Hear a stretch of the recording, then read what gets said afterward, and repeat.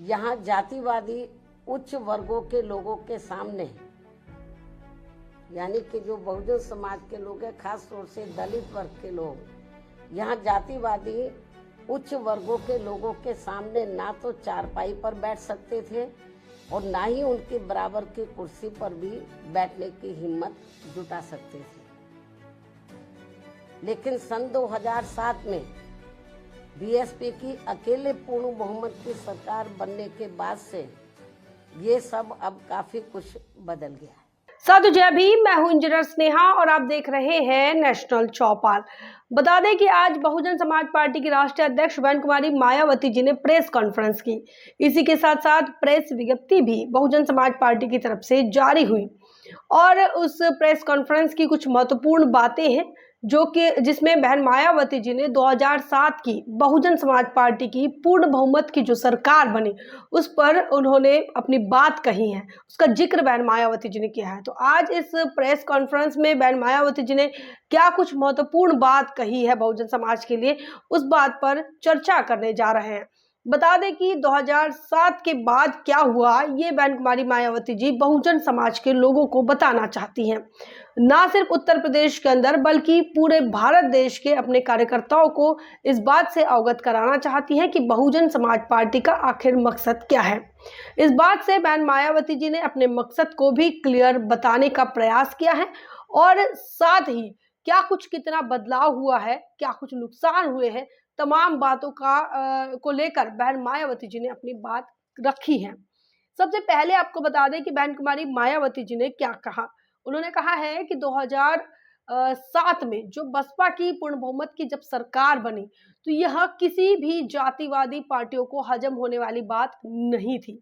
यह बेहद संघर्षों के साथ पहली बार पूर्ण बहुमत की सरकार बहुजन समाज पार्टी की बनती है। हालांकि इससे पहले बहुजन समाज पार्टी 3 बार सरकार में आ चुकी होती है, लेकिन वह पूर्ण बहुमत की सरकार नहीं होती, वह गठबंधन की सरकार होती है, साथ ही वह पूरे 5 साल भी नहीं चलती है। तो 2007 से लेकर 2012 तक जो सरकार चलती है वह पूर्ण बहुमत की सरकार पूरे 5 साल तक जिसपे बहुजन समाज पार्टी को प्रदेश के अंदर काम करने का मौका मिलता है। और ऐसे में बहन मायावती जी ने यह कहा है कि जब बहुजन समाज पार्टी की पूर्ण बहुमत की सरकार बनी तो जातिवादी जो पार्टियां हैं उनके ये जो जीत है वो कभी गले से नहीं उतर सकी और इसी को ध्यान में रखकर तमाम जातिवादी पार्टियों ने बहुजन समाज पार्टी को कमजोर करने, उसे खोखला बनाने का अलग अलग समय पर अलग अलग प्रकार से प्रयास किया। बहन मायावती जी ने यह कहा है कि ये लगातार बहुजन समाज पार्टी को खत्म करने की कोशिश कर रहे हैं, बहुजन समाज पार्टी को तोड़ने की, बहुजन समाज पार्टी को कमजोर करने का प्रयास लगातार जारी है। बहन मायावती जी का जो इशारा है वो भारतीय जनता पार्टी, कांग्रेस और समाजवादी पार्टी की तरफ अक्सर देखने को मिलता है और इस बात का भी हम इस बात का आकलन भी कर सकते हैं कि आज जो बहन मायावती जी जातिवादी पार्टियों का जिनका जिक्र कर रही हैं उसमें समाजवादी पार्टी, कांग्रेस और भारतीय जनता पार्टी तमाम राजनीतिक दल शामिल है मुख्य तौर पर। इसी के साथ बहन मायावती जी ने यह कहा कि डॉक्टर बाबा साहब अंबेडकर और इनके आंदोलन को रोकने का भी बड़ा प्रयास हुआ। जब बाबा साहब अंबेडकर इस देश के अंदर जातियों को खत्म करने का आंदोलन चला रहे थे, जब बाबा साहब अंबेडकर यहाँ पर स्वाभिमान का आंदोलन चला रहे थे, इस देश के अंदर भारत के संविधान को निर्माण करने का काम कर रहे थे, तो ऐसे में समय समय पर तमाम मनुवादी पार्टियों ने, जातिवादी पार्टियों ने डॉक्टर बाबा साहब अंबेडकर इनका अपमान किया, ना सिर्फ अपमान किया बल्कि उनके काम को रोकने के लिए विभिन्न विभिन्न प्रकार से उन्हें रोकने का प्रयास किया। लेकिन बाबा साहब अंबेडकर ने अपने इस कारवां को रुकने नहीं दिया। ये बहन कुमारी मायावती जी कह रही हैं। तमाम संघर्षों के बावजूद बाबा साहब अंबेडकर ने इस देश का संविधान लिखा। संविधान में उन्होंने तमाम बहुजन समाज के लोगों को जीने का अधिकार दिया, मान सम्मान से जीने का अधिकार दिया, अवसर की समानता दी और साथ ही उन्हें उनके धर्म के लालन पालन का अधिकार दिया, उन्हें वोट का अधिकार दिया, पढ़ने लिखने का अधिकार दिया। तो सारे मूलभूत अधिकारों के साथ हर एक शख्स को बाबा साहब अंबेडकर ने संविधान के अंदर हर मूलभूत अधिकारों के साथ, उसके हक हुकूक के साथ उसे नवाजा और बहन मायावती जी का ये कहना है कि बाबा साहब अम्बेडकर इन मनुवादी जातिवादी ताकतों से ना डरे ना रुके। और यही बात जो है, इसी बात को बाबा साहब अम्बेडकर इनके मूवमेंट को आगे बढ़ाने के लिए मान्यवर कांशीराम साहब ने भी इसी प्रकार का संघर्ष किया है। बाबा साहब अम्बेडकर के मूवमेंट को जिन लोगों ने कमजोर बनाने का प्रयास किया, जिन लोगों ने खत्म करने का प्रयास किया, उन्हें मान्यवर कांशीराम साहब ने भी सबक सिखाया।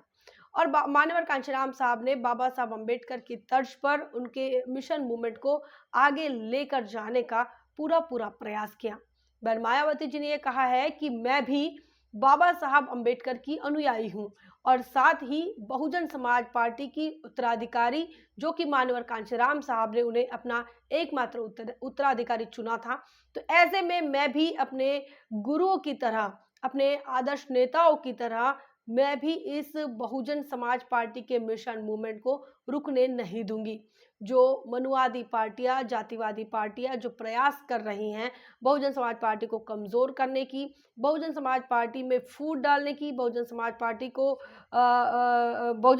को खत्म करने की, तो बहन कुमारी मायावती जी ने कहा है कि मैं इनके मंसूबों को बिल्कुल भी कामयाब नहीं होने दूंगी।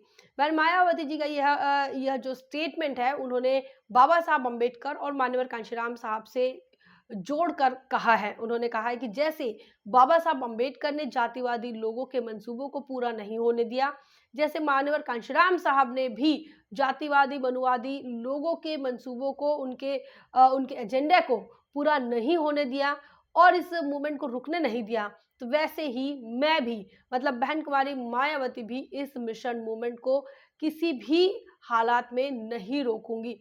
ये बहन मायावती जी ने कहा, और ना रुकने दूंगी। उन्होंने कहा कि कोई रिश्ते नाते भी इसके आड़ नहीं आ सकता है।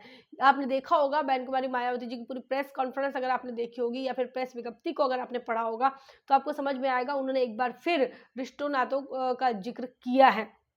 बहन कुमारी मायावती जी ने ये कहा है कि जब हमारी, मतलब बहुजन समाज पार्टी की 2007 में जब पूर्ण बहुमत की सरकार बनी, तो हमने सामाजिक परिवर्तन करके दिखाया।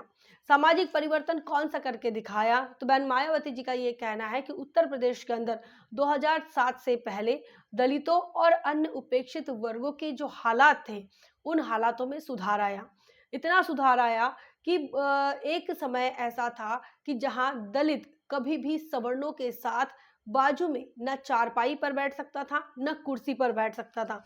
ये बहुजन समाज पार्टी की ही वजह से उनके अंदर स्वाभिमान और आत्मसम्मान निर्माण हुआ और शासक बनने के बाद, सरकार आने के बाद उनके आत्मविश्वास में बढ़ोतरी हुई और उसके बाद ये दृश्य बदला है।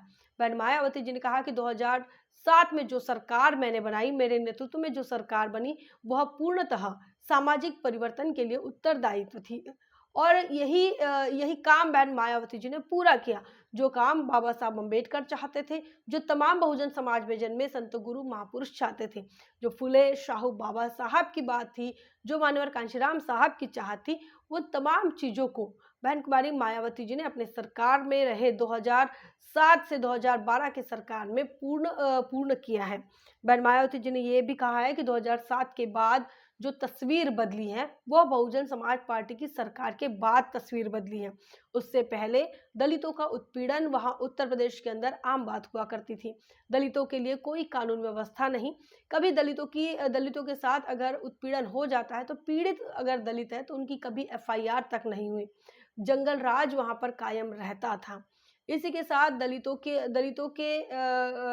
के साथ उत्पीड़न की घटनाएं कहो या मारपीट की घटनाएं, यह आम घटनाएं मानी जाती थी उत्तर प्रदेश के अंदर। लेकिन बहुजन समाज पार्टी की सरकार बनने के बाद बहन कुमारी मायावती जी ने कानून व्यवस्था को चुस्त दुरुस्त किया और साथ ही उत्पीड़न करने वाले, अन्याय अत्याचार करने वाले अपराधियों को सबक सिखाया। और ये तस्वीर जो है, ये बहन मायावती जी की बहुजन समाज पार्टी की जो सरकार बनती है और बहन मायावती जी मुख्यमंत्री बनती है, उसके बाद की ये तस्वीरें हैं, जो कि कानून का राज के लिए फिर बाद में जानी जाती हैं। बहन कुमारी मायावती जी ने कहा है कि बहुजन समाज पार्टी पहले भी सामाजिक परिवर्तन के लिए उत्तरदायी थी और आने वाले समय में भी वह सामाजिक परिवर्तन के लिए काम करेगी। तो ये तमाम इन बातों को लेकर आपका क्या मानना है, क्या सोचना है? कमेंट सेक्शन में लिखिए ज़रूर। बने रहें नेशनल चौपाल पर। तब तक के लिए जय भीम, जय भारत।